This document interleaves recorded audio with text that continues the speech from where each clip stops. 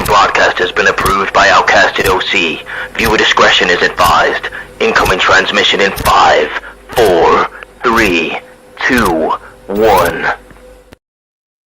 Bing bong! Hello guys, welcome back to Outcasted OC. Happy 2025. It is good to be back in this space. I've missed this podcast and I'm sure all of these had as well. Today we've got something very special in mind, seeing as though it's going to be a crazy, a wild, an interesting year in wrestling. We thought we'd put together a little bingo card to see what we think is going to happen in WWE, AEW, all across the wrestling world, if that's where you want to go, and see if any of the predictions come true at the end of the year. We are going to be checking it around Christmas time.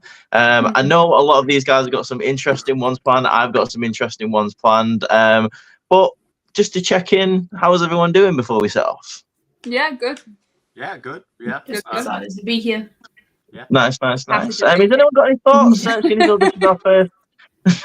though this is our first week back, has anyone got any thoughts on Raw on Netflix? We've had 2 weeks of it now. Yeah. I love the fact that we can watch it there and then. No fuzzy screens, no Wi-Fi connection problems. It's been fabulous. It's been great. It's been good watching it live in my stream. I can now say it for official because I don't do it anymore. My illegal website dying out on me mid-stream. It's so nice to actually have that, not happen. I will say the only thing that still pisses me off is the amount of ad breaks that we have, especially if you are watching it live. Oh my god. I don't watch it live, so I've not done a single watch live. I've only ever watched the runbacks. So for me, the most satisfying thing is Netflix know this and cut the ads out. So that it's like, as soon as I'm watching it, it's just wrestling into consistent wrestling. Yeah. I'm like, that's all I need. And that's what you want, really. What I'll say as well, really strong contender match of really caught my attention. Penta and Gable cooked, man. Can we just talk about how they spoiled that as well too? And then Michael Cole was like, "It's the worst kept secret in all of professional wrestling." Yeah, because you guys chose to spoil it, you idiots. You guys did that. What the hell? But you spoiled it. Well, I loved that though, because the fact of then what I thought was really cool is now that people knew Penta were there, you saw people with Penta's Penta masks. They were selling signs. it. That's why. Yeah. WWE have been really bad at spoiling things at the moment. Oh god. Because everybody was really, really excited, the whole Jey Uso thing at the moment. So Jey Uso was announced for the Rumble, and then they announced his main event match after he was announced for the Rumble. So the fact that they announced the main event match against Gunther after they announced him in the Rumble means that he's not going to win at main event because he's in the Rumble. No, because he could still. I know that sounds really stupid, but he can still win. What part of you thinks that Jey Uso is going to beat Gunther though? I'm sorry, but yeah, I mean, I know, but realistically, realistically. Yeah. No, I yeet as well, but I'm saying in a real fucking. Come on, guys. No, that's not happening. That shit ain't happening. But what I'm saying is if they're going to do it that way, and he is in the Rumble, they can do what they did with other champions that were in the Rumble. He picks his main event of Mania. He picks who he actually goes against and who his first defense would be at Mania. And that's how you play into it. If he won against Gunther, then won the Rumble, but that's just me saying there are those options. People have done that in the past. I'm pretty sure didn't Brock Lesnar go in as a champion at one point, or Roman? He did. 2020, the year Drew won. Yeah. He came in as a champion, and they basically said, well, if he wins, he could pick what he wants. I'm pretty sure Charlotte did it for the women's side as well. Yeah, she did.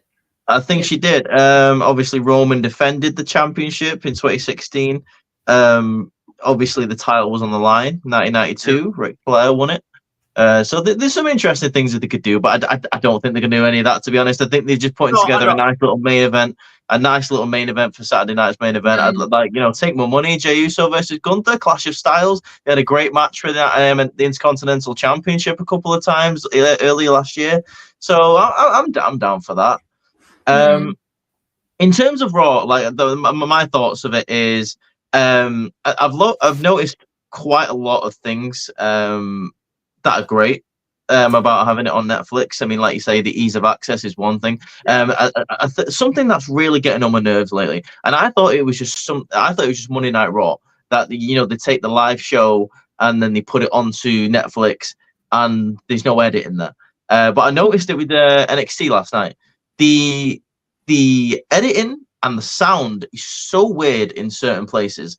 I don't know if any of you guys have noticed, like there's quite a lot of occasions where for some reason they don't link up the commentary or the background. This is sponsored by Progressive, or they go, WWE is coming to Rochester, New Hampshire, whatever, next week. There's no commentary there. There's just a random view of the city with a bar underneath. I'm like, what? Do you think it's just because of the fact that's because obviously like Raw is on Netflix and SmackDown is on the USA Network? Do you think it's just because of the fact that it's on from the CW, it gets uploaded, and it could be something could be happening there in that uploading process? Or do you think it's quite literally how the way that we're seeing it on Netflix is quite literally how it is on the CW when it's live? I think that's how it is. What I think is happening is because, like I said, like you said, NXT's on the CW, Raw's on Netflix. I've noticed the same issues on both shows, so I think it's got something to do with the production team that maybe they've employed from Netflix to get it transferred over or to handle the live shows. I don't know if they've got it totally down yet. It's fine. It's only been 2 weeks. It's very. I mean, there was a whole match on NXT this week, like for the most part, where there was no commentary. Yeah. I literally turned on. I can't remember what match it was. I think it might have been Shotzi versus Stephanie Vaquer. There was no commentary, and there was so much like no sound for so long. I literally turned on my Netflix options to see if I had turned off a setting, like to take the commentary off or something. And then all of a sudden, Booker T just started like going, "Oh yeah," and I was like, it wasn't me. It was weird. It was really weird. It was odd. If we're going to talk about, we obviously haven't spoken for quite literally almost a month. Let's kind of quickly just like rush over everything that's happened the last couple of weeks. We had Tiffany Stratton cashing in her Money in the Bank briefcase, which I think is the greatest cash in of all time for the women, obviously. Then we also now have like 4 new champions. So you've got Tiffany, you've got Julia, you have Rhea, you have Lyra. Like, you missed excuse one. me. And over, obviously, I'm talking specifically about the women. Okay. The women at the moment, man. Okay. You guys. But I'll let you off. I thought you was missing out my boy then. I was going to say, over supremacy here. We're over supremacy here. Yeah, so am I. But like, there's 4 women and 1 guy. Let's highlight the women first, shall we? Hell yeah! I'll tell you what I loved about the women on top. I'll tell you what. The one thing that sticks out for me is Roxanne looked very strange without the championship on NXT this week. Yeah, it was weird, man. It was really weird. Fortunately, I made a video about it, talking about like my thoughts on NXT as a whole. I thought the Bayley move was strange, but I'm fine with that. I think Bayley versus Roxanne. Yeah, I'm down for that. Vengeance Day. To again take my money on that. Rhea Ripley. I don't know how I feel about it. I'm not gonna lie. We live it. That's where they go with it now. We live it. Yeah. We chilling. We chilling. But like, what are we doing? Because like, Liv Morgan now feels directionless. Along with, to be honest, the rest of the Judgment Day, because Finn Balor lost to Damian Priest for the 50th time. I don't know. That pissed me off. Sorry, finish your point. I've got something to say. Yeah. I was going to say, I hope we find a nice little place for Liv Morgan, whatever's going to happen there. I mean, it isn't like she's got anyone to feud with in the Judgment Day. We're not going to be seeing a Liv Morgan versus Finn Balor match, I don't think. So it's going to be interesting to see what they do with Liv Morgan. As for Rhea Ripley, I feel like we've got a Rhea Ripley versus Nia Jax match there on the headlines, on Horizon, should I say. I love the fact that Julia is probably the only woman in this situation without that problem, because Julia has a plethora of talent to go at in NXT. I've not forgotten about Tiffany. I just want to give my little thoughts on Tiffany. I'm super stoked for her that she's the women's champion. I think she definitely deserves it. Like, it's been like 12 months since she's been on the main roster, and she's done nothing but grow.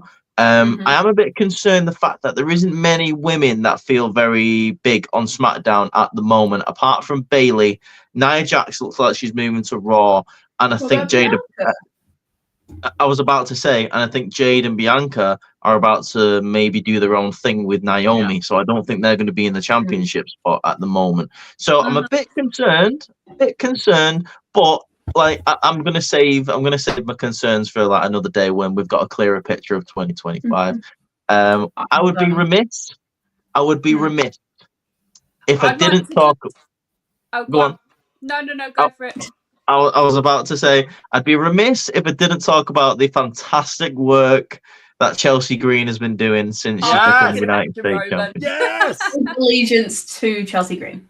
She's fantastic. Red, white, and green. I think it's incredibly ironic that she's the first ever US champion and she's actually from Canada. Yeah, for real. And she's held it the longest, which is also very impressive. Yeah. I know, it's insane. She's fantastic. Go on, what was you going to say? I was going to say we could quickly go over the WWE announcement from today. WWE have partnered with TNA. Honestly, I didn't realize this was an announcement. I thought this was already going on, but like, I'm happy to hear it. But they literally announced a multi-year partnership deal with NXT and TNA. So it's not with main roster WWE, it's with NXT and TNA. I just have like a couple of like questions about that. But so like I said on a few replies that I replied to, doesn't stop main roster going to NXT. So the possibilities are literally endless. It doesn't stop. It doesn't stop TNA stars from going to the main roster if they decide to sign with NXT as well. Yeah.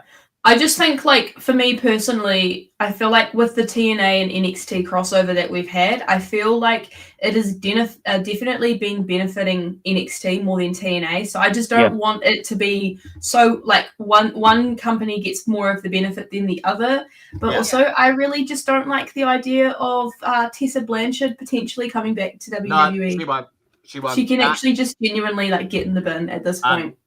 There would be too much of a whole backstage locker room kicking off if she even touched. But that's also what you want to say that as well. But that's also what happened in TNA anyway. Like half the roster doesn't want her there, and they, the company brought her in. But on a plus note, there is plenty of good talent in TNA that deserve that. Ace Austin. I'll tell you what I'd love to see. I would quite like to see Josh Alexander versus Obafemi for the title. No, Moose versus Obafemi. And Moose as well, but like, give me Moose as well. Yeah. Do you know what I'd love to see as well? Is it like Strange Steve? He's the one that rips like the mask off his. Oh, Crazy Steve. Crazy Steve. I'd love to see Crazy Steve get involved with some of the Wyatt Six, like or go against like a Dexter Lumis or something. Well, they've gone over to SmackDown now, so yes, they have. Yes. Yeah. But like, just something like I'd love like the Crazies to go against each other and have like a weird like horror match. Cool. It'd be cool. I think it's possible. I mean, I've noticed over the past couple of months that I feel like SmackDown's got a closer connection to NXT than Raw does. It really does. Yeah, it really does. Yeah, especially because like the amount of talent that transitioned to SmackDown from NXT, like it's very SmackDown heavy in terms of the balance wise to NXT. I want to talk about something else before we move on, because you felt very passionate about this. Speaking of Women's Champions Cup, the new WWE Intercontinental Women's Champion. Why would you do it? Why would you do it? No, fucking bring it up. Don't. Because what I was going to say. No, I do. I want to hear your thoughts. Okay, you guys are going to be incredibly shocked by this, and I told Ross this as soon as it happened. As soon as it happened, I just turned off Raw. I didn't watch the rest of it. I thought, fuck this, I'm not doing it. Because I was that pissed off and that upset. Yeah. I understand why they gave it to Lyra. I get it. They're trying to make her the next Becky Lynch. But she's got time. I feel like Dakota has always been the bridesmaid and never the bride. And it irritates me because we have had... Lyra's already done so much since she's been there. She's had so many people go down to NXT when she was there to put her over. Becky Lynch put her over. She's already had Io Sky put her over on the main roster. She didn't need a Dakota Kai to put her over. We needed Dakota Kai to finally get her moment. Yeah. She did. And I just was so pissed off. I'm not even joking. I turned off Raw and just went about the rest of my day. I thought, no, I'm not watching this. That's The fair. second I was that upset by it because it's like Nah. she's been there for years, and she is a multi-time tag champion. That's fine, but I'm so sick of her being continually underutilized time and time again. And people want to go ahead and say, oh, well, she's injury prone. Well, she can't help that. We all can't help that we potentially can injure ourselves at some point in time. It's live, like wrestling. These things happen. It's no one's fault.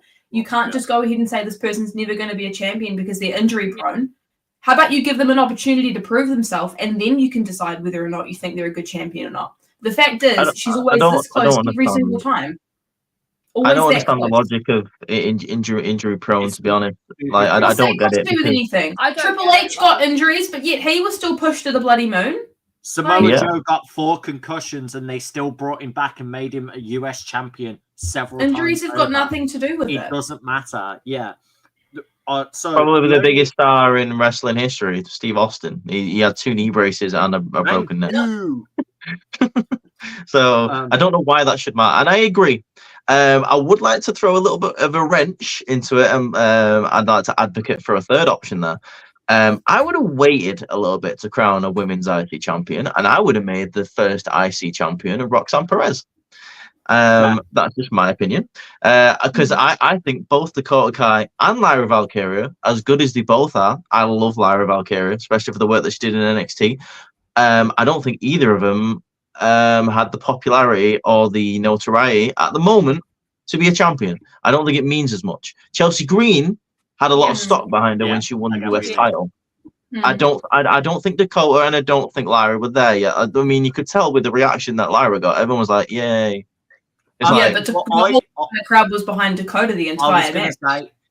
For us, it was watch the reaction when Dakota hits her kick, when she hit what is considered her finisher. The pop was there for her because they thought she was going to get that win. Yeah. For me, if we were going to do the IC champion right, I've always seen that as the workhorse champion. So even if you ain't got the popularity, even if you ain't got the crowd behind you, if you put that belt on you and you defend your ass off with it and show why you should hold the belt, the popularity will come with you because they will respect the hustle. People will see the work you're putting in. Yeah. And they'll get the respect. We've seen Dakota already show the work she's grinded. She's tried to push a whole group alongside her once they lost their first leader of that group because they turned on her. And she's done all that work with Raquel back when it was NXT, back when she turned heel on Tegan. Like, we know Dakota Kai can do these things. It's they need to find that moment. And I feel like they took the wind out of our sails because that was a moment where they could have flicked the switch and gone, even if it was for a few weeks or a couple of months, a short title reign. Yeah, just pull a Jey Uso on it. Yeah, just show she has the potential to stand with her belt and give her the look. You've worked hard enough. At least have this. And it's. Can I just go off your point quickly? I don't want to make this about history, but as I said in multiple videos that I posted, WWE these days is all about creating moments. We have not had a champion be like crowned for the first time from New Zealand, so that would have been amazing for them to say. She is the first ever New Zealand women's champion within WWE. That in itself is history, not to mention it'd be history for that aspect, but it would have been history for being the first ever intercontinental champion. Yeah. I just don't get me wrong, I really don't want this twisted. I do like Lyra, but I just don't feel like when it comes to WWE, she's done so much in the short amount of time she's been there, but it's like just at that moment just felt so right for Dakota. Lyra's already been a single champion as well. That's the difference there as well. I feel like first bout wins should always go to people that have had a longer standing. Or that haven't had a belt before. Case in point, Chelsea Green. Yeah. I think this is a stupid statement to make, maybe to most people, but I think most belts, like first time belts, should go to heels. Heel champions are more interesting than faces. No, they are. And so the only thing I said as like the most potential giveaway, like I can take a good thing out of Dakota losing, is that what if Dakota wins Money in the Bank? Well, we said that. We said that. And then we play into that, because that'll be cool for her. And that is a very unique position to have, especially if your best mate and your team member is going to go against Rhea potentially at Mania. It's the do you pull your trigger on your friend and history repeats itself and do that storyline. But that'd be a crazy fact, that, by the way. Like, that would mean if she won the Money in the Bank, that would mean every single member apart from Kairi Sane of Damage Control would have held Money in the Bank. Yeah. Exactly. Yeah. And that's why but I don't think they're going to do that. I think she's they will either, continue to be an unsung hero and just continue to put people over and not have anything put into her, which is really sad. I'm the optimistic one. I'm hoping that's what happens, but hey, you know. We'll see. Also, before we move on to the bingo card, I actually think we've forgotten to mention one really important thing that I actually really want to have Reese's opinion on specifically, because I haven't spoken to him about this. Okay. How do you feel about, obviously, how, like, on the premiere when Rock came out, and he obviously came out as, like, corporate Rock. We weren't expecting him to come out as, like, final boss Rock, and basically, like, pretty much buried the story between him and Cody. Oh, God. Like, how do you, like, genuinely, because I think, like, he literally fucked himself over, because people have been clamoring for the Cody Rock thing. And they basically drank afterwards, and they showed it on TV. And apparently there's, like, a filmed segment that they did to basically squash the beef that will probably never see the light of day. I hate it. To put it simply, I actually hated the whole Rock segment in general, to be honest. Like, first of all, the fact I think he started sucking off Netflix like way too much. Like, Jesus Christ. I mean, that whole show, the whole first show was like, thank you to the great gods of Netflix. Like, there was some kind of Greek Zeus warriors. Or like Rock especially, like, Jesus Christ, it was unbearable. He was and then he started, all the time. he started saying all this nice stuff to Cody, and then he was like, oh yeah, by the way, tell Mama Rhodes I said hello. And I was like, that made me laugh. I will admit, thought that was quite funny. But I think it throws a massive wrench into the Bloodline storyline. I understand the fact that the put the Rock in the ring when Roman had the Ula Fala, fair enough. Because I think that's where they're going. That's the direction that they're going in. Yeah. And I think they wanted to squash the Cody story just to let people know, no, we're not doing that. Cody's got something else to do at WrestleMania. I don't know what that is, but like, I couldn't give a shit about Cody Rhodes, to be honest. In terms of The Rock, I think he tries to walk the line of corporate and final boss when just leave the corporate in the back, dude. Like, we know you're the boss. Like, you can be a spokesperson on Instagram or an X. Like, we don't need it. It's kayfabe, brother. Like, on Monday Night Raw, live on Monday Night Raw, you hate Cody Rhodes. I don't want to hear about you two drinking like tequila and shit, being best friends. I don't give a shit about that. That's what I thought, because when the whole thing happened and he like started talking real nice to him, I was like, have I missed something? Well, this is why was Cody Rhodes with his goofy ass sat there like? Well, this is what pissed me off. The next night, he went to NXT and he tried to save face by going another promo being like, oh, the fans don't know what they bloody want. 1 minute they moan at me saying, you can't talk nasty to Cody. And then no one said that. No one said that. No one said that. No one said it. What we actually said is like, dude, pick a lane of where you are with your character so we know. And the fact of, as well, like, as what Reese said, what pissed me off is you were sucking up to Netflix so hard, and you said the most stupid line that took me out of your whole promo. The millions have returned. Like, we've finally come back to Netflix. No, dude, we've never been on Netflix. That's the first time. Yeah, that's the point. Like, I have come back to Netflix. Like, brother, no, you haven't. You're talking about the films you've fucking been in that made No, but that's Netflix. The thing. Can I just say that The Rock, the only reason he continues to have his ego stroked within WWE is because every time he comes back, people like love him, and he's like, "Oh, yeah, no, I'm fine in WWE." That's why he comes back as much as he does. But when Black Adam fails and Red One fails, that's when he's like, "I'm gonna take my happy ass back to wrestling, and everyone's gonna love me again." Yeah. Oh, and my Disney monies came in, so I'm just gonna quickly keep promoting it by going. Like, shut up, man. Oh, God. But no, that Right. genuinely that threw me through because I was like, that's why I genuinely was like, did I miss something? Because I was like, I thought we would do. Yeah. I was like, Rock completely fucked up any storyline continuing with the bloodline. Wasn't it like at Bad Blood that he came out and did the 3 and then did that? Yep. And then Yeah. and then obviously ruined any potential with him and Cody. I was just like, what? I genuinely feel like Rock went into into business for himself. I was like, what are you doing?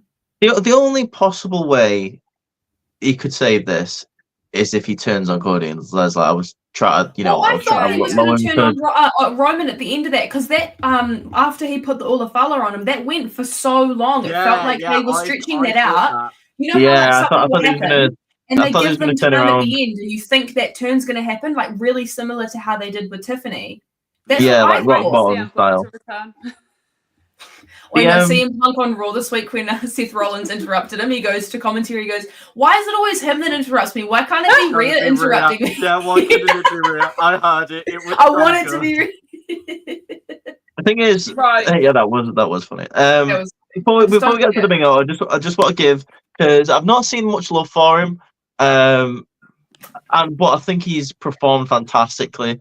I do want to give a big shout out to Solo Sikoa in this whole Bloodline storyline. Yeah. I don't think he's had any appreciation whatsoever for the work that he's done in the Bloodline. I think people massively have underappreciated the fact that he has kept it relevant, this storyline, since Roman has left, and the fact that you don't like him so much just shows how much good work he's done. He's performed fantastically.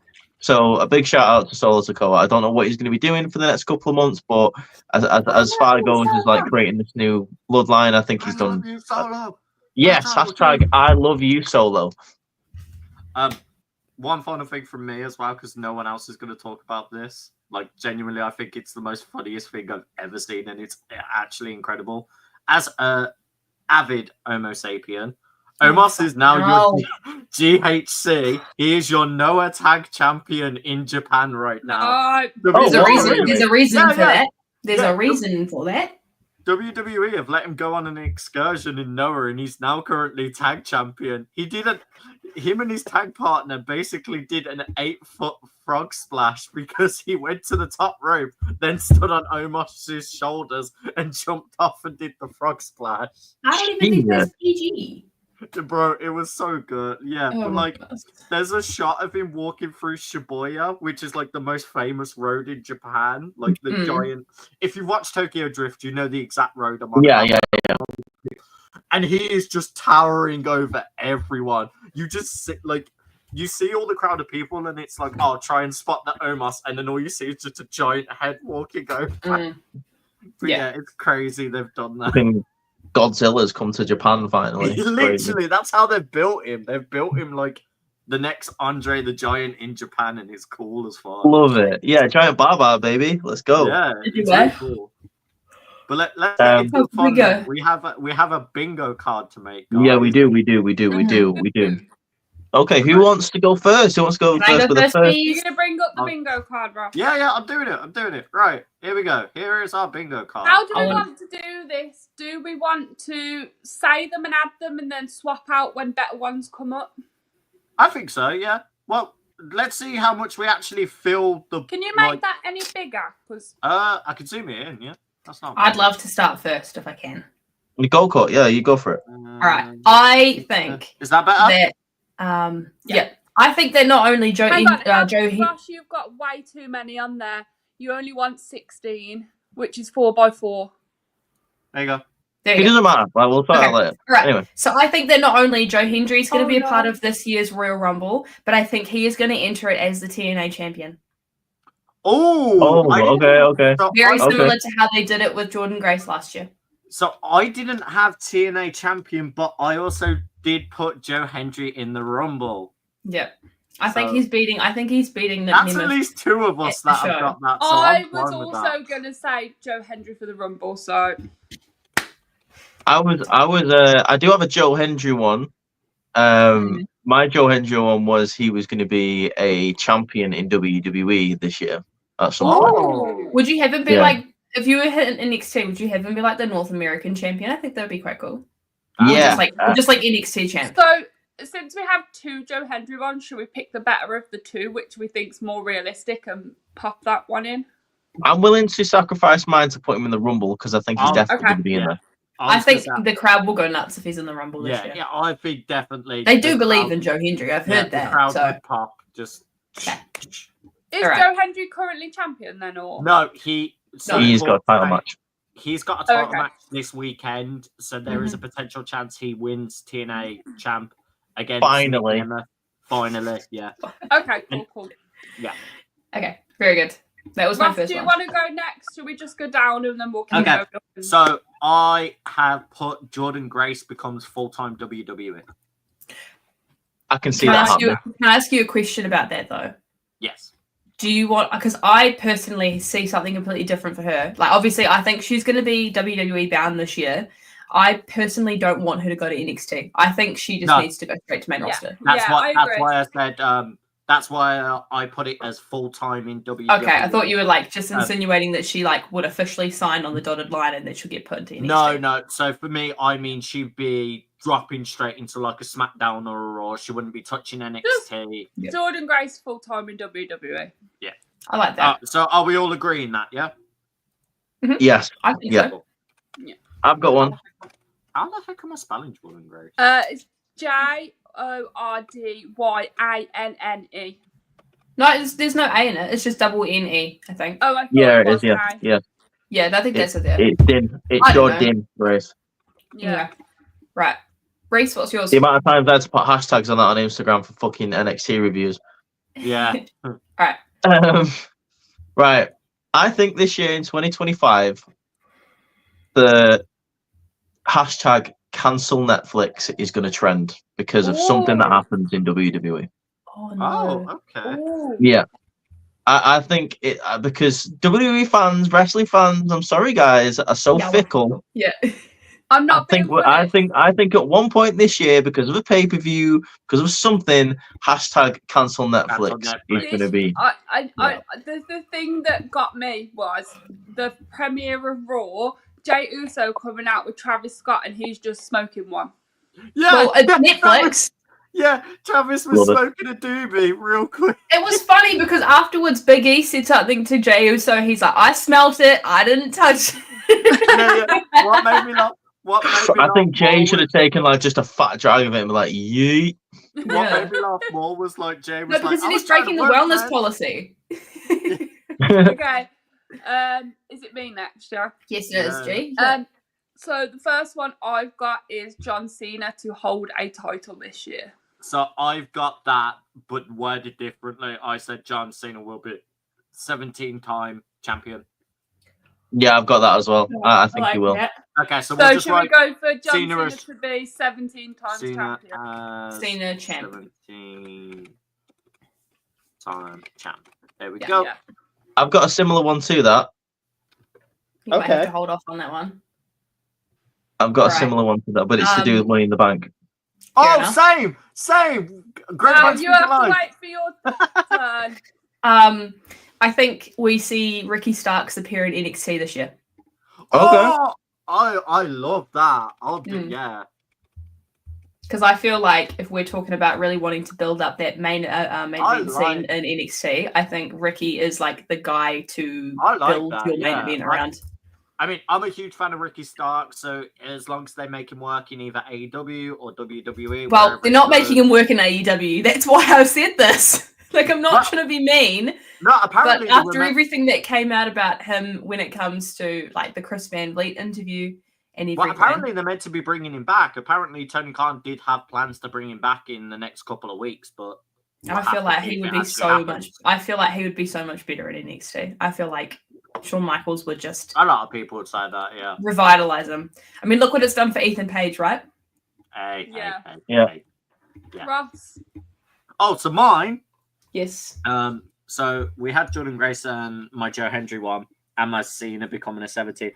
CM Punk will main event WrestleMania. Let's go! Ooh. Well, I feel like it doesn't need to be on the bingo card because I feel like it's just going to happen. It's going to happen anyway. No, but like, I think it happens this year, and every time people have always been like, seen as like CM Punk has never main evented a WrestleMania. I think they'll make a big deal of that. I have a build-up. theory for CM Punk WrestleMania, but I want to make a TikTok on it first. But I'll tell you after. Okay, you do that. Also, let Ross finish your thought. Go on. What was you going to say about the big deal thing? Literally, I just think they will. That will be the reason they will help sell tickets for this Mania, because it's the first Mania of Netflix, the Netflix era. It's going to be crazy to push and sell tickets regardless because of it being the Netflix era. But I think so many people would be like buying tickets and sat in their seats to say they were the first ever people to watch CM Punk main event Mania. Like, that is a title you take with you. Same. I'll be fine with that. I mean, I could totally see that happening. I don't know about you guys. I'm just taking my favorite options that I've wrote down and like try to get them on the card. Literally same here, yeah. Just put WM, main event WM. We know what that means. I just put main event Mania. No, it's okay. You fitted it in. Yeah. Right, Reese. I think Dominic Mysterio is going to be WWE or World Heavyweight Champion this year. I Yes! think so too. Push the agenda. Because I think he wins Money in the Bank. Okay. And I can see nothing would be better. This is my ideal world. I would love Dominic Mysterio to cash in on John Cena. Yeah. Oh, yo. Oh, Could you imagine? Oh, That would be so good. That'd be so funny. Yeah. He doesn't even have to hold it for very long. He could literally hold it for 2 weeks. I don't care. He could do a Drew McIntyre from last year and just cash it on the same night. Yeah. Yeah. As soon as Cena wins, cash in on him. Cash it. Dom cashes in lol. Right. So, you're yeah. next. I have one. It's quite a far-fetched one, but I think it's possible, and I don't know how you want to word it. So I think we are going to see the Bella Twins in ring again this year. It's more so Nikki Bella, but I don't know whether you want to put. I don't know whether you want to put Nikki or both of them, but I think in some capacity they're going to be involved in a wrestling ring at some point this year. Just put Bella Twins to WWE ? Because I feel like it could be quite possible for Nikki Bella because of the fact we saw her at the premiere, which I was actually like really after that premiere, happy to see her. After the premiere, she said all the beef with WWE has been squashed. It's over. It's past. It's done. So I genuinely think they're gonna do something this year. Because I initially I didn't understand what the beef was, but I now get it. So it was pretty much from when that Raw is 30 episode. They didn't show anything from the women's division. Didn't show anything from the Bellas, and obviously the women that helped get the division to where it is now. But I actually feel like, because that was still when Vince McMahon was somewhat involved in creative. So personally, I feel like she's 100% allowed to feel how she wants to feel about that, because we obviously know whether you like her or not, she did her part to help the division to get to where it is today. Exactly. I feel like that was less of a Triple H move and more of a Vince McMahon move, to the point where Triple H probably understands how important they were anyway, and this potentially squashed the beef with them. So I can see it. They had. She might be in the Rumble this year. Who knows? They had. Well, that'd how count they left then. the company as well. Well, and the thing is as well, Chelsea Green has done this. I don't know if you've seen it, but she's basically just put out this open challenge for her championship for the WWE Divas to answer. I think. Yeah. Who's to say we won't get a Nikki Bella, Chelsea Green moment? What was you gonna say, Ross? By the way. The reason the Bella Twins also had prior beef is because of how they both originally left the company when they were not happy the first time around with their contracts and stuff. They basically writ them off WWE for a while. And obviously now one of them has been more involved with AEW backstage and stuff like that because of their partner. Vince, seeing that, he was like, yeah, no, I don't want them around at all. Now that Vince is out of the picture, it opens those doors again, because it was never they wanted to cut off communications. They were just not happy with the direction where it went and wanted to try other things. Exactly. And going to your point quickly, where you're talking about somebody's partner being a part of a different company, if they still had those kind of issues, we wouldn't see the likes of Zelina Vega and Rhea Ripley on TV because their husbands are in a different company. So it's That's the thing is you can clearly tell that's and Charlotte Flair as well, or Andrade, back when that was happening. So you can tell that that's not a problem anymore for Triple H. Like he understands there's more than one company, and he's like happy to talk about it. Yeah. However, Zelina's husband, we could go into that in a bit. Don't, because that's in my bingo. That's in my bingo. Mine too. But I'm not going to say it now. Love it. All right. Okay. I'm just looking at my list.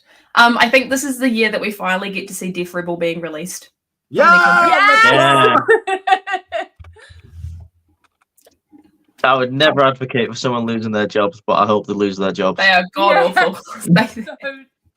We don't stand losing jobs here, but war is over, my friends. Is that fair enough to write? Also, can we just talk about the fact that Dakota Kai had a new fucking theme song? Like, I hate it. I hate it. What was that? I genuinely ask that question every single time I hear a new theme song. What the fuck was that? Can we talk about What is that? What is that? Can we talk about how Kevin Owens' theme song is the only one that has survived? Since so is Becky Lynch's, and I hope that it does because I intend to use it in my wedding in some capacity. So I just really don't want it getting deleted off of Netflix or off of Spotify. Kevin Owens has never been Def Rebel. He's only ever been C-Fast, and he's gone through the whole. He's only ever been C-Fast. Yeah, he's gone through the whole. You got C-Fast, bro. He's gone through the whole. If you fuck with John Cena's theme song this year, you can literally get in the fucking bin. Yeah, bro. If you fuck with Kevin Owens' theme song, I'm done. I'll fight you. Yeah. No thanks. No thanks. Go on then. I'm down. Yeah, I'm down for that one. Right. It's like So this is a very recent one, but my brain started turning its gears. I think Penta, who has just debuted, is going to join Santos's faction of Las Legado. No, please. Oh god, I hope not. I really hope not. I don't want that. Just because he's a luchador doesn't mean he needs to go to a faction with other luchadors. I know. I just want him to be by himself. Wait till Ray can come in putting all the Latinos in groups? I know. Yeah. They don't need to be. I wanted him in so he could be heel with them because I like Penta as a heel. Just let him. I know, but El Zero Miedo can be like a heel by himself. Just let him. God, please leave him alone. Be a faction. Can El Zero Miedo actually be a faction? Be him, his brother, and Dragon Lee. Get Dragon Lee away from Rey Mysterio and actually use it. Why not? Fuck yeah, okay, whatever. Yeah, I think we will probably see the Lucha Brothers at some point. I don't know in 2025, but nah, it won't be this year. No, because he's got another year on his contract, right? Yeah, because bloody what is it? Tony's too scared to let him go. Yeah, I do have a themed AEW one though. Russ, it's your turn. Well, no, that was by. It was his one, but we don't. I don't vibe with it. The Def Rebel one. No, his one was. Join last. Where have you been for like 3 minutes? Why hasn't you put it on? Because we didn't agree it. We don't agree on it. Approve it. Okay. Where did you go for like 3 minutes? No deal. Yeah, yeah.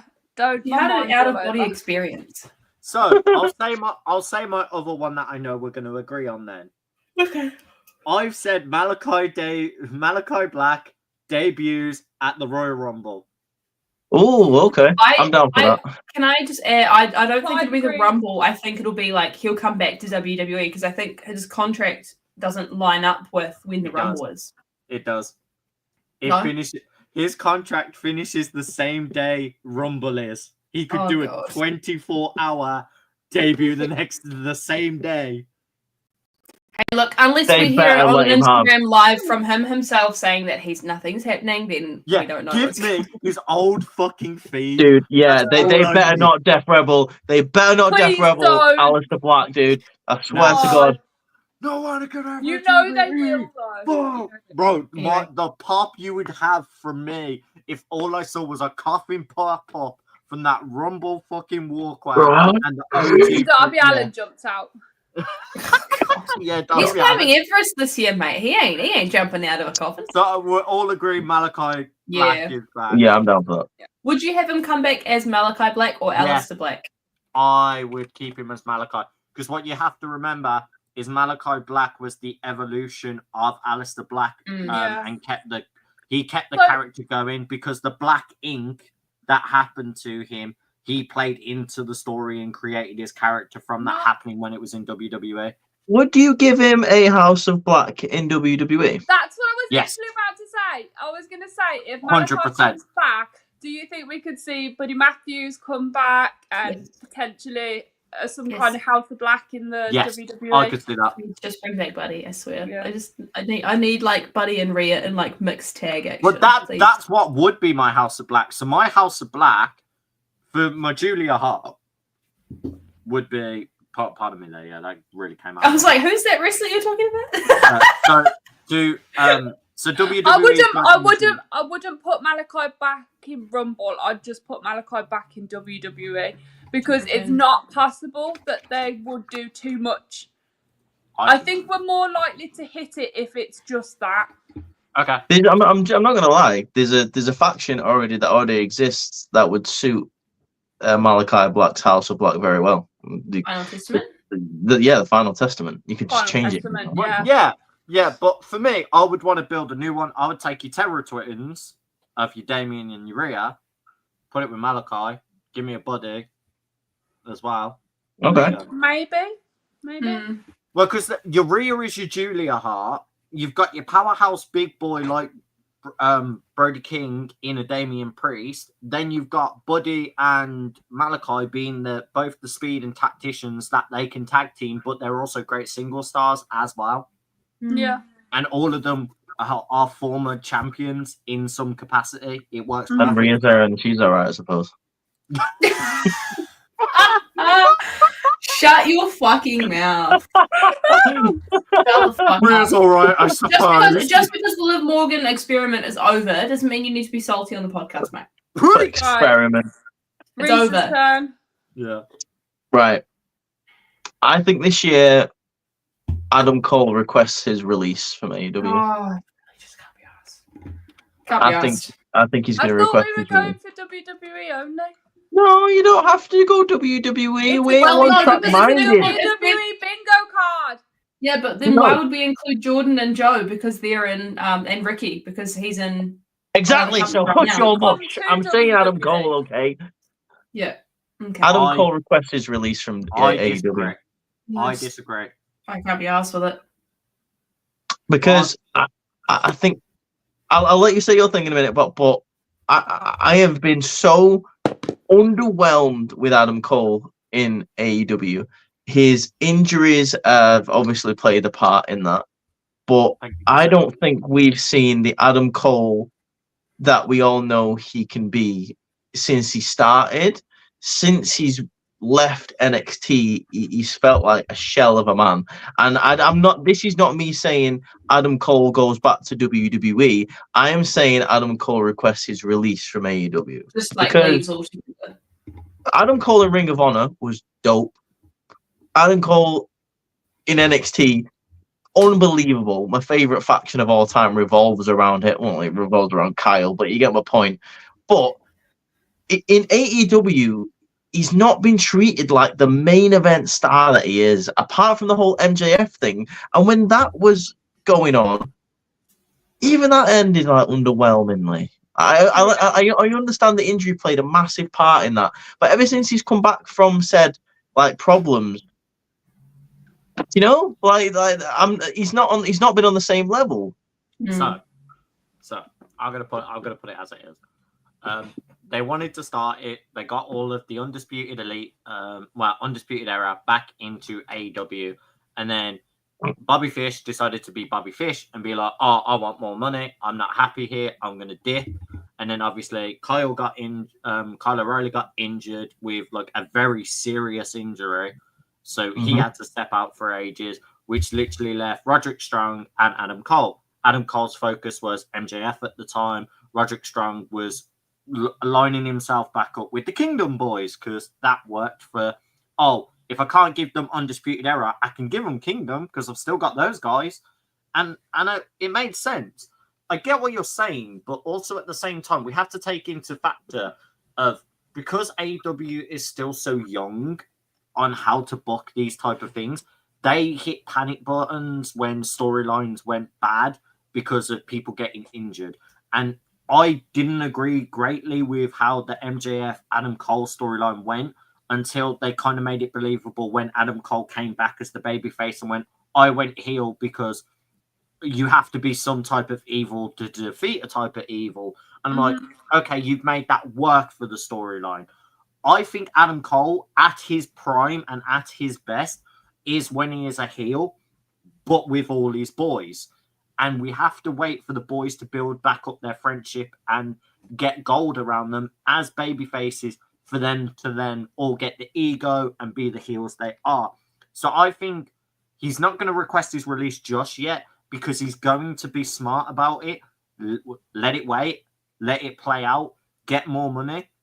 And then if it still doesn't play out after he's gave this a go, he's just going to be like, yeah, cool, I'm bouncing back to WWE.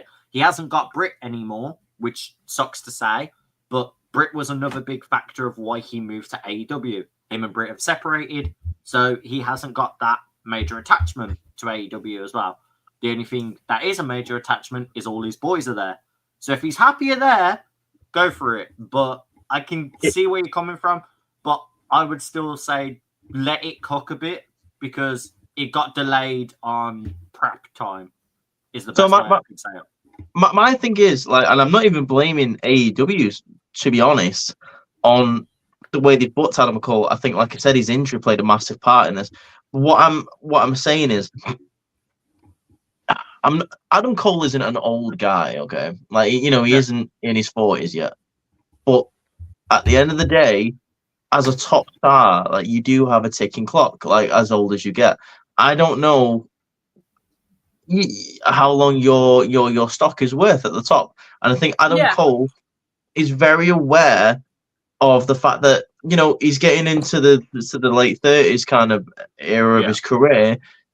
I would like to. I don't want to see Adam Cole at the same point as Nick Nemeth is now. Like, the guy's only getting into like the prime, the stride of his career, and he's in his like 40s. Like, I want Adam Cole to. I'm not saying go back to WWE, go to TNA. Like, you know what I mean? Like, go there to see what you can do there, to experiment what you're going to do there. Go back to Japan.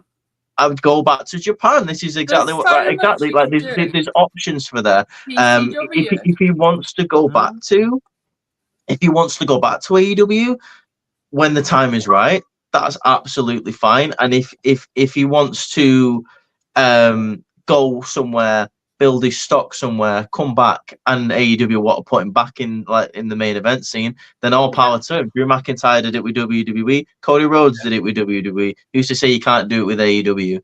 I'm just saying, I have a feeling that Adam Cole, maybe not just him, maybe Kyle, maybe Roddy, but I think Roddy's doing really well at the moment. Oh, Roddy's in his prime, mate. Exactly. I think out of all the UE members that have gone over, I think Roddy's benefited the most from AEW, to be honest. 100%. And I think that with AEW being the way they are, where they have a bloated roster, as soon as you drop out of that main event area, someone else immediately takes your spot. And if they're killing it, and if they're doing a good job, there ain't room for you right now. And I think Adam Cole is very smart, and he's very aware of that. And I just think maybe he would benefit somewhere else. So that's my argument for it. Makes sense. So I don't know what anyone else thinks about that. I don't really have any thoughts on it, so I get what you're saying, but like, I'd still think he would do it next year. I think he would still let this year play it out. Okay, like I say, it doesn't have to go on there, but that was one of my things. Yeah, no, and having these discussions is what's great about it, because like that way we get to literally play our side of it, especially for me, because I don't really get to talk about AEW that much, but I will happily go in depth of how I see where the booking is going. And to be honest, I think midway through this year, I think Adam Cole is going to get the World Championship opportunity. And I hope he does. If he stays, I hope he does. Yeah. So, cool. Yeah. Have you got another one you want to throw out that we might agree on? No, I'll wait. Go on, carry on doing the rotation. Go on, then, G. Okay, I don't know which way you want to word this, but Sheamus to either be an IC champ or a Grand Slam champ. I don't know which way you want to run at. I would just say Grand Slam because if he wins, needs to win the IC title to become a Grand Slam champion. Yeah. So I would just put Grand Slam because it's one in the same. Because if we're saying he just needs to win IC, it would just say. Well, that's why I put it out there because he only needs to win the IC to be Grand Slam. Yeah, so whichever way you want to work. Yeah, we get. Yeah. But I think it needs to happen this year. Same, 100%. Really underutilized, so slept on. Sheamus is so good. He's amazing. He consistently, in my opinion, has the best match on nearly every card that he's a part of. Yeah, he really does. Every time him and Gunther have gone at each other, it has been match. Not just him and Gunther. Him and Ludwig as well. Him and Ludwig, him and Drew. Like, I'm sorry, I still talk about Drew versus Sheamus versus Gunther. That match was one of the best. Incredible. Probably the greatest triple threat match in WrestleMania history. Genuinely one of the best triple threat matches I've watched in a long time. I mean, Pete should have won the rivalry, but him versus Pete, fantastic. Yeah, 100%. Yeah. It was great. I also agree Pete should have won, but yeah. Yeah. I'm down to put that on the card. That's also going to be on my bingo, but we'll get to that. Nice. Right. Cool. Paint the scene for you. SummerSlam 2025. John Cena versus Logan Paul. I mean, I can see it. There's no fucking laugh. All right, bye guys. No, I can see it. I just don't. I personally don't. Hang on, right. See it. No. Right, listen. Right, I didn't react because I thought there was going to be more to that. Like you said, let me paint a picture for you. Yeah, and then I'm painting the scene of where it is, and I'm painting. But you said let me paint a picture for you, and did one sentence. You said one sentence. I thought there was going to be more. I don't have much paint to paint with, my guy. They do the rest of it for me. How small was that fucking canvas? What was that? Like this fucking small? Let me paint a picture for you. Let me paint a picture for you. It's on Netflix. Where now? But yes, I would like that. Yes, because I would like that because that is also on my bingo. Where is SummerSlam? Cleveland. I don't know. Doncaster. Somewhere. We can look it up. Isn't it Cleveland? Nah. No, it was last year. That was last year. I'll find it, they've already guys. announced this year's, haven't they? Maybe. Wait, is this the year that Minneapolis gets it? Is that no? That's 2026. It's the 2-night one. It's New Jersey. New Jersey. Oh, New Jersey. Yeah. Jersey. Oh, Jersey. it's in New No, Jersey. it is the first 2-night SummerSlam. Yeah, it's in Oh, New Jersey. Oh, it's going to be John Cena versus the hometown hero, Liv Morgan. it's New Jersey. Jersey girl. Jersey. Oh, jeez. Snooki comes back. Oh, yeah. Handicap match. John Cena versus Snooki and Liv Morgan. Oh, God. Go on then. Oh, well. It doesn't stand a chance. Logan I could Paul, like the thing is, SummerSlam. I could see it at some Put point. Put SummerSlam. I think we'd still land it just doing Cena versus Logan. I don't want to just pin it to SummerSlam because I feel like I agree with that. I agree with that because That's what Or just them in some capacity this year. yeah, It doesn't have to be. that's why I've just put Cena versus Yeah. Logan Okay. because I feel like if we pin that specifically to a pay-per-view, we could just miss out on it. Yeah. That middle square is a free square on a bingo card, so Yeah, I know. we need Can I a also just say star or something. Logan Paul's video promo on Raw this week was very good. Yes, it Very was. good. I actually quite enjoyed his vignette. I really liked it. Whose goal is it now? Ross. It'd be me. Okay, because I had to stop myself then because I had an idea. Well, I didn't have an idea. I've got it written I down. just stopped myself because I had an idea. I'm So- running out of ideas, so carry on. I thought this was a 4x4. We've got a 5x5 grid. Yeah, because we need the middle square to be free. Okay. Me and G quickly That's worked okay. it out. Me and G worked it out after. We were like, oh, wait, we need it 15 by 15. And when we did 4 by 4, it doesn't give you 5 the by middle 5. free spot. Okay. You have to do 5 by 5. Yeah. Okay. I mean, we can put it back down to 4 by 4 if we don't have enough ideas. Nah, we'll have No, it. no, I've got plenty of ideas. So, Reese Boy. I thought it was you. No, it's you, Ross. I know. So, we had the same idea. Oh. We mentioned a Money in the Bank scenario. Oh, yeah. Keaton, full props to Keaton to this because he threw this theory out for me. And as soon as he said it, I looked him dead in the face and went, that's what I want as the booking. When Cena on Raw said there's a miracle, there are ways you get this opportunity to be a champion. You would have to win an elimination chamber, win the Money in the Bank, win the Rumble. John Cena in the Rumble comes short.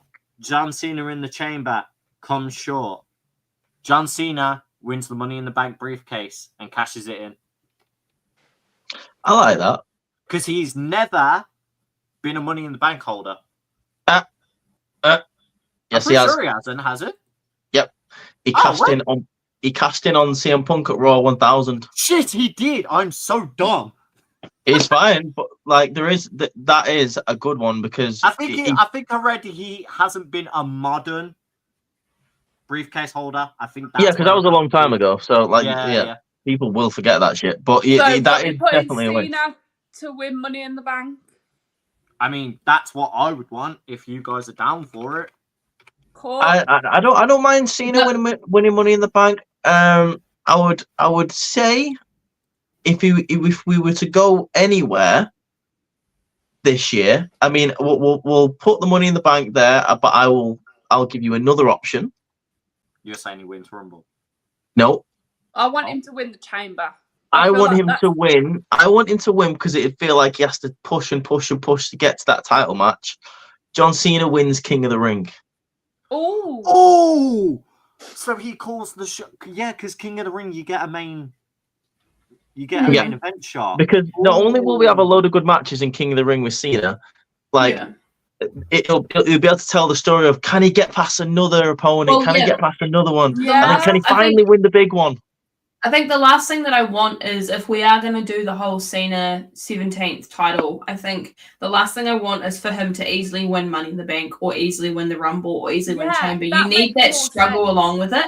And so for me, King in the Ring is probably the only, like the last opportunity where you can guarantee yourself a spot. And like we say, it doesn't have to hold the title for long, but just so that he can get it to break the record and create history and then go ahead and put somebody over in the process. I just want to say as well, this work, and I agree exactly what you're saying, Courtney. And this works on multiple different levels because you want to put him on a full-time basis. Yeah. This will give him the excuse to show up on either Raw or SmackDown, like on like a weekly basis to go through the tournament. It will give him that story of like a miracle can happen. He keeps winning. He gets to the final and wins. Yeah, it makes him the ultimate babyface because the crowd will be just behind him and just want him to do it so badly. But this is why it works so well. Oh god, he goes through all of that for Dominic Mysterio to just cash in on him. Making Dom the ultimate heel. Love it. Ultimate arsehole heel. Like, can you imagine? Can you imagine like the amount of like nuclear heat that Dominic Mysterio would have? I like that. I really like that. Wait. Apparently they were already meant to run the King of the Ring tournament, but they haven't started it yet, from what I'm aware. Why are you on your phone? We should be podcasting. They should do. I was Googling when the King of the Ring event actually is, and for some reason people have marked it as January this year. That's too early doing it. It's too early. It was after WrestleMania last year, wasn't it? Yeah, like during May, June. Yeah. Because didn't King of the Ring end up being in Saudi Arabia? Yeah. Queen and King of the Ring. Yeah. So I wouldn't worry about that too much. I think they'll post that after Mania. Yeah, because last year they did it as like the Black Panther poster art. True. Quickly, guys, before G moves on, I need to go to the bathroom so I don't miss my next turn. But I'll be back in like 2 seconds. Yeah. Don't worry. So what we're saying, Cena wins Money in the Bank or Cena wins King of the Ring? I've changed it to King of the Ring because I think, as like all of you lot have said, I think that's a really cool way. Because the reason I said Money in the Bank is because like 2 major, like if you win, that's your golden ticket opportunity. Like if he lost Rumble and if he lost Chamber, there's that eternal struggle of he's still getting the losing streak. He's still having that. How many days? Like what? It's like 4,000 or something, or whatever he said now. Yeah, exactly. And I tell you what else I would do as well. Until King of the Ring, John Cena doesn't win a match. Yeah, that's what I was going to say. Yeah. But what I also said, I think would be really cool if they want to do a Rumble, and this is a different way I'd do a booking. If they do the Rumble, make Cena come in as number 1, and in that Rumble, he goes against each of his major rivals one by one by one. Exactly. I mean, and if they're not going to do that in the Rumble, you could do that in the King of the Ring tournament. King of the Ring, yeah. Yeah, like you could give it. You could have banger matches in that tournament. You really could, because it's a multi-brand thing as well. So, say if like one of Cena's rivals or like someone who you would like him to face is on SmackDown, he could do it still. Yeah, exactly. Yeah. So yeah. So G, go on. I'm running out of ideas, but It's fine. I'm going to pitch something that you guys can involve in on. I was thinking of maybe broadcasting like someone we think could go into Hall of Fame this year. Oh. Okay. Oh, right. Okay. It's definitely a hard one to call. I know who I'm gonna say because this year is their last year of competing. I don't think Cena will go in this year. No. Hiroshi Tanahashi is on his retirement tour of Japan. Oh, you think they would put him in the WWE Hall of Fame or the Japan Hall of Fame? Yeah. Okay. I mean, yeah. Do you know what? I could see them doing that, seeing as though they did that with They did it with Jushin Thunder Liger. They did it with Liger. They did it with Vader. I'm pretty sure. Yeah, they did it with Vader. They've done it with Giant Baba. They've done it with Inoki. I did, however, read that they were going to change the Hall of Fame ceremony this year because they weren't happy with it. Oh. Yeah, I'm not happy with it either. I want it to be back on stage. I don't like it in the ring. It's weird. Yeah, it was a bit weird. I mean, I'm gonna say I could see Tanahashi getting a shout. I could also see someone like Batista finally going in. I was going to say, Give Batista. me what I want, please. He said he'd never go in until he's retired. Well, he's retired now, so yeah. I mean, I'm fine with writing Batista if everyone agrees Batista potential Hall of Fame. I only said Tanahashi because Tanahashi has announced his retirement. He's in his last retirement year, and he's the president of New Japan at the moment, and he's really close with a lot. I mean, I've got another one there.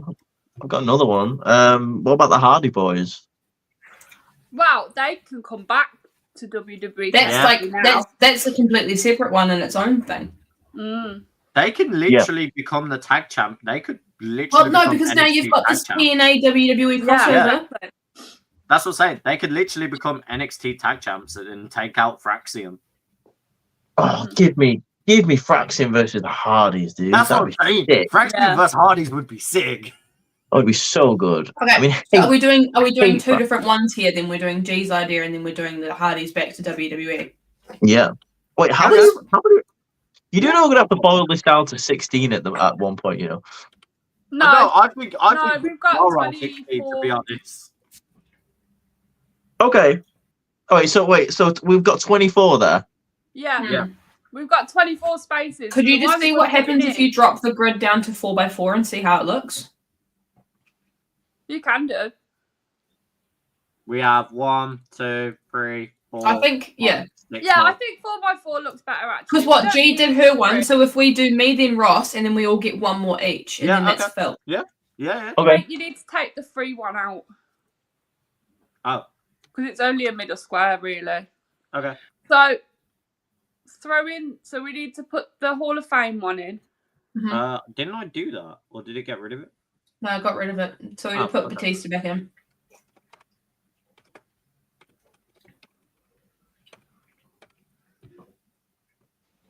And then the Hardy Boys. I swear we had more than that. I think because obviously if we do our bingo, like, I'm not gonna lie, I think we should also make a short on this just to show everyone. Yeah, no, that is all of them. No, it's not. Oh no, yeah, because Malachi and all that's gone. Yeah. No, because with 4x4 you have 16 squares. A 5x5 is 25, so you've lost 9 squares. We've got 15 there. You've got 15 there. Okay, so we'll just carry it on as it was, because we'll try and do some quick fire ones in. Yeah. Yep. If we can. Okay.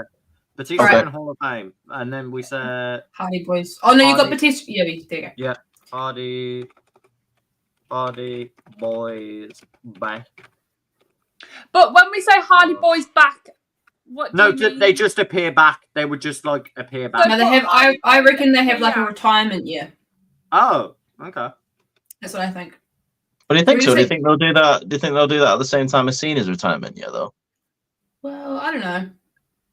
They could do it quiet. They could do it quietly, and then they make a big deal out of the Hardys' last match. Yeah, I could see that more. It might be worth rewording that to Hardy Boys appear in WWE, not back in WWE.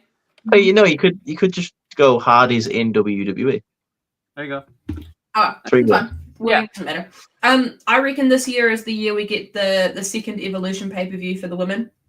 Yes.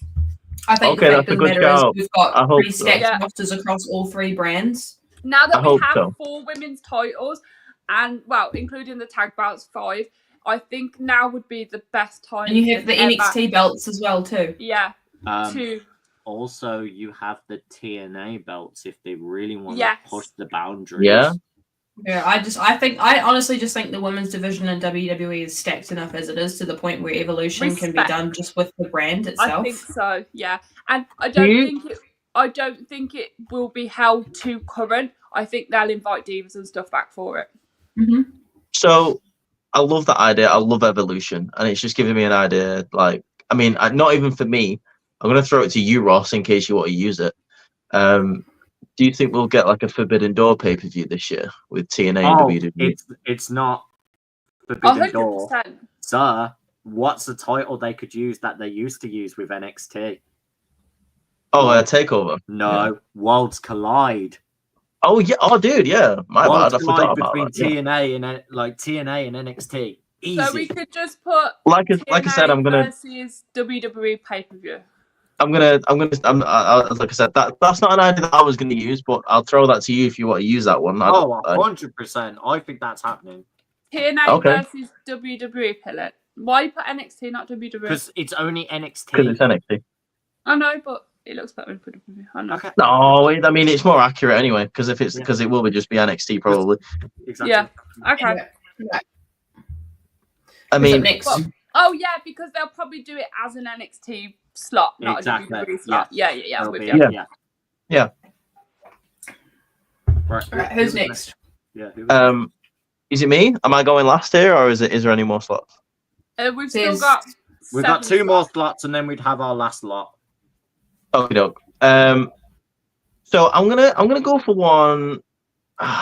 So wait, have I got 2? Have I got 2 left? It doesn't matter, Reese, because I've got 1 more, but I don't think so. We'll just keep going until we fill it out. We'll just keep going until we're finished. Yeah. We'll speak. Okay. So I'm gonna go for one here that I definitely think is gonna happen, and I'll just throw out one later, like in case there's one more spot. Mm-hmm. I think the Judgment Day are gonna fall apart this year. They're finally gonna see the Judgment Day break up. Judgment Day split. Judgment Day has come. Yeah, exactly. They can't judge no more. Yeah, I think they've just lost all steam. I don't think. I agree. I think it's over now. Yeah. I mean, it's sad, but it's done. It's done. Yeah, it's done its purpose. And I think I remember watching a Logan Paul podcast last year with Dom, and I really want to see a tag team with those two. Yeah. Like, and it's gotten to the point where, I mean, it was leaving like that last year, but now I want to see that more than I want to see the Judgment Day. Yeah, I agree. I think Yeah. they would be better splitting and doing their own thing now. Because 100%. I feel like all the Judgment Day story has run its course. There is nowhere they could go with it now. No, there isn't. I agree. Yeah, Yeah. it's kind of annoying to consistently see Finn always lose to Damien in these situations. It's like, give him new stories now. I'm done. Mm. I'm going to throw one out there, but I don't know how you guys will feel about this. See the return of mixed tag matches? I like that. I'm fine with that. I like that. Or did you mean like mixed tag matches or the mixed match tag challenge? I don't mind, whatever you want to put. I just want to see more, not just men and women. Does that make sense? Like, not just women versus women, men versus men. More of a mix. Oh, so are you saying you want the men to fight the women in some circumstances? No. Like, I don't know how She basically she's meaning mixed gender matches, but obviously the guys will verse guys and the women will verse women, but they make a tag team out of one male, one female. So take like your couples, like you could have Montez Ford, Bianca Belair as a tag team. You can versus have Becky and Seth. Becky and That's Seth. I'm down for that. You can have Carrion and Scarlett, things like that. Like Zelina and Malachi. I'm totally down for that. I mean, I'm not being funny, but I really want them to bring back the mixed match challenge because I thought that was great. That little thing with Alexa and on Braun. Santos. Yeah, that little thing that with Braun and Alexa was amazing. Like, we're going all the way. I thought that was cute. I love that little thing that they had.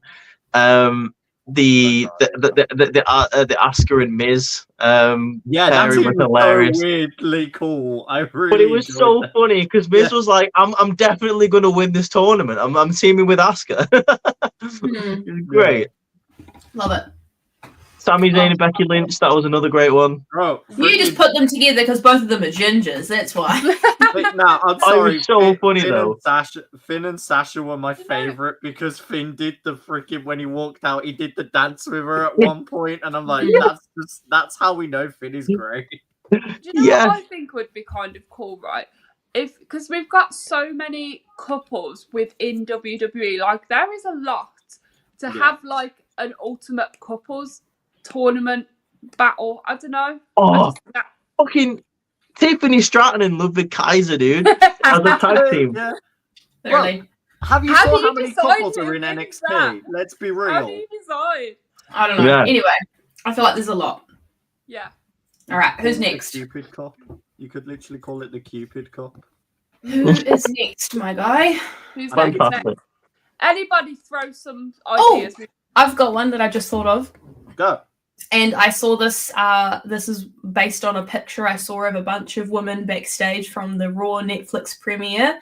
Could we see WWE reboot Total Divas with a new cast? Oh, I like that. Oh, because now that they're on Netflix, they have so much more of a capacity to be able to do those kind of things. Oh, and now that Nikki Bella's come back for a little bit, you could have a lot of the OGs on the show. You could have the likes of Tiffany Stratton, Maxine Dupree, Chelsea Green. Like, I feel like you've got a really great group of women that you could have like reboot. Yeah, Total like Divas. A modern day. Total well, because we can't find Total Divas now anymore because the network's gone. So there's nowhere to watch it. So, yeah, I'm full for that. I'm fine with that. Because I loved that show because I just loved seeing like a behind the scenes view, but also loved just like getting to know more about like the wrestlers that I watch. I love those kind of shows. Like, I mean, you have Total Divas. I even like Total Bellas. That was pretty good. Yeah. I mean, I just want to see the return of more shows like that. I mean, way back in that early WWE Network days, does anyone remember a show called Swerved? It was like the Jackass, like for WWE. Oh, it was great. Yeah. It was like, it was great. Like we don't get shows like that anymore. It was like I just enjoyed it. I would love to see shows where it like focuses on couples as well, like how they did with Bianca and Montez. Yeah. I'd like to see more couples like do that more kind seasons of that via Netflix and do like more of those couples. Like it'd be great to have like behind the scenes of like Scarlett and Carrion, because we see how they interact on Instagram and stuff like that, and their stuff is always hilarious. I And just want to see like different more things. behind the scenes of like, you know, they just did with like the Raw on Netflix, or like behind the scenes of SummerSlam, or like that kind of stuff without breaking kayfabe. That kind of stuff is like really cool for the fans to see. And Netflix, because it taps in a lot more to the social media that we're used to now, like the whole get ready with me and behind the scenes of, and like vlogging style. It's a lot more of like what we see normally on social media anyway. I feel like with Netflix as well, like their bag is like documentaries. They're very good at it. So they are. So I think they would work really well. Has anyone got any other ones? Because I've got one more. If any of you I've got a few more, but we don't have to. I was gonna say I've got a couple to throw out. I've said the Winged Eagle belt and the WWE belt will merge and make a brand new title. Mm-hmm. Oh, okay. Well, like a totally new design. Yeah, because of how they've been teasing it with like obviously Kevin Owens and Cody being. I just thought of a great one. You know, Cody being the whole American style and having that eagle kind of design to him, I think it would fit to give a very much that type of look to his run.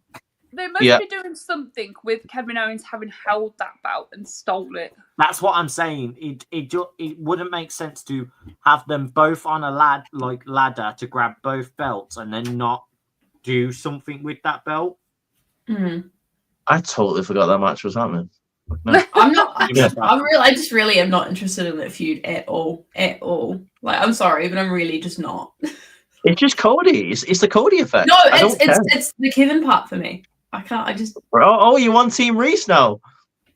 Yeah, man. You're on Team Reese with Kevin Owens. Yeah. I'm so sorry, but I can't. There's something about it. It just doesn't. I just don't like it. It's Kevin Owens. Oh, I'm sorry. It is like. I'm sorry, G, but too much is too much sometimes. Like, I'm not saying Kevin Owens is terrible. I'm not saying he's just like twisted it a little bit. Well, sorry. I've got some advice for you. I've got some advice that will help you get that dagger out of you. Womp womp. Like, you know. Cry me a river. I'll wear the jacket that Punk wore with the X's on the back of it. Nah, just, I don't know what it is. I just don't know what it is about that KO feud for me, mate. I've got a really quick one that'll be a free easy point for us. Mm-hmm. Jade Cargo return. So well, obviously, he's not going to go on. Let's not go for the obvious because we He's don't not going to go. He's not going to be away for a year. Oh, yeah. Go for Alexa return. Mm-hmm. That's not a definite. I'll take that, yeah. I reckon also we could go for an AJ Lee return. And I was going to say I'll do that. Matt Cardona. I'm gonna give one that is kind of out there. We haven't actually agreed on these. We're just throwing. I mean, them out. I'm down for the Matt Cardona one. I think Alexa Bliss is it's not confirmed, but I think it's all but confirmed. I think she's going to be at the Rumble. I really do. God, I don't want to see if she comes back with that terrible theme song. She can fucking stay wherever she is. Oh, fuck up, honestly. It's awful. It's awful. I've lost my one spot. I would have said something. Well, you've got one spot left. On those two that you've just put in. We just threw them out there. Well, I was saying I agree with the AJ one. That's why I put appears return because she'll either appear watching one of Punk's matches or she'll actually make a return in the Rumble. We just put AJ Lee appears. Okay. I would love to see. And I'm giving her so much praise after I hated her for so long. I would love to see AJ Lee versus Roxanne Perez. That'd be sick. Yeah. Because of the history that's there. Mm-hmm. I just think bringing AJ back with any of the women that are in the division, there's a new crop of talent that she can work with that she hasn't worked with before. I agree. Yeah. AJ versus Natalia. Let's do it. WrestleMania. Fuck up. I think we swap the Alexa one for Matt Cardona. Mm-hmm. Okay. I can take that. I'm going to make a bold statement, and like I say, it's out there. But the way this guy gets returned, I think it wouldn't shock me in the slightest. Mm-hmm. Obafemi world champion by the end of the year. Oh, but on main roster. Are you saying on the main roster? Oh, okay. Definitely. It wouldn't surprise me. know. It honestly would not surprise me. I don't know. I can't see it. Yeah, Because I don't see him. I could see him holding the NXT title to the end of the year. Don't get me wrong, but I don't think WWE will want to keep Obafemi in NXT for too much longer. I get that. There is a clear it factor about Obafemi, and I think I that. wonder. Sorry, go on. Go on. No, go on. No, finish. Go on. I was gonna say, I wonder if they'll throw him in the Rumble to see what the crowd reaction would be like. Yeah. For that. I mean, he got cheers on Raw, when they showed him in the crowd. Even some of the crowd were doing going, ooh, ooh. So they know who he is. And he's gotten, for a guy that's had less than 50 matches in his whole career, by the way. He has gotten so good on the microphone. By the way, that's not his actual accent. I don't know if you've actually ever heard him properly speak. He speaks just like he's got an American accent. That's not his normal accent. Oh yeah, he brought out his actual normal voice. Yeah, he did. It was funny. That was so funny. That's hysterical. He's great on the microphone. He's gotten way, way better in the ring. He's more reliable in the ring as someone who can carry a match with his opponent. He's not being carried anymore. He's just got a presence about him that I feel like we've not seen for a while. Maybe apart from Gunther, Obafemi has that kind of look about him where you look at Obafemi and it just screams world champion. I think WWE know this, and I don't see him.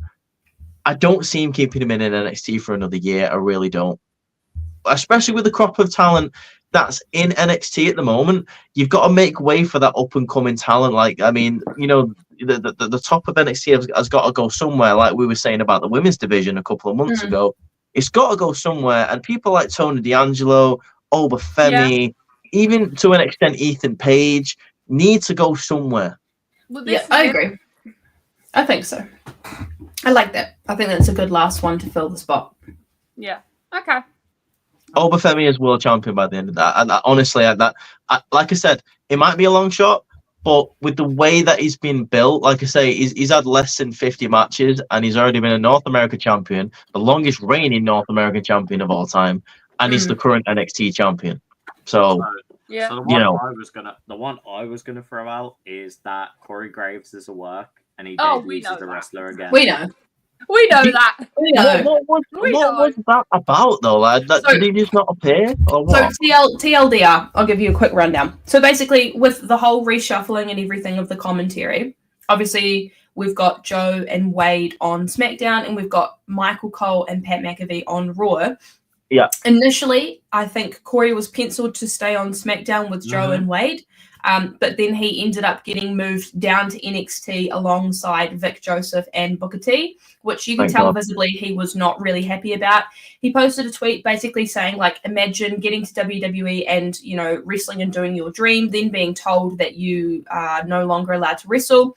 Then you're finding something that is dream adjacent, i.e. commentary, and then basically being told that you're not famous enough to continue in your show, i.e. referring to Joe and Pat McAfee and Wade, and being demoted down to NXT. And so he did the first episode of NXT with them down in the shed last week or whatever, or New Year's Eve. And then he went to, it was in Florida or something, and then he was seen in TSA in Florida, flying out of Florida, basically going back to Pittsburgh where he's from, because he threw a tantrum online. And people are saying that he's trying to get himself fired, basically, because he's upset about his commentary spot changing, which I can completely understand. But at the same time, it's kind of, I don't know, it's quite difficult to say what's going on. Then I feel for the guy. If it's a work, then I really think it's a work. Well, they've been teasing a match between him and Pat McAfee for ages. Yeah. Yeah, ages. So if they're going to do a 2-night WrestleMania, I honestly wouldn't be surprised if they did a showcase match between these two. Yeah. Yeah. Dude, I would be so pissed off if I was Vic Joseph. I'm just saying. Yeah. Well, I'd just be annoyed if I was Corey, I'd be pissed off because he's a great commentator in any capacity, but it doesn't matter whether you have him on play-by-play or you have him on color. He does a great job. You can put him in anywhere, and he does fantastic. But to prioritize somebody like a Joe Tessitore or a Pat McAfee, when if you put Pat McAfee's commentary next to Corey's, Corey knows more about the moves and what's going on in the match and the emotion and the ring psychology. Pat McAfee sometimes just throws out quips to go ahead against Michael Cole's really good commentary. Yeah. I'm not discrediting Pat at all. I'm just saying, if you were to put the two of them side by side, you can definitely tell that Corey would be doing most of the work in the. I am glad he's not on commentary anymore, though. I was going to say, it's the same with Joe. I feel like Joe was a bit of when you compare, obviously Corey Graves, and then Joe's still very much learning the style. He's new, so. Yeah, still learning that style. So I don't get why you would put him with Wade.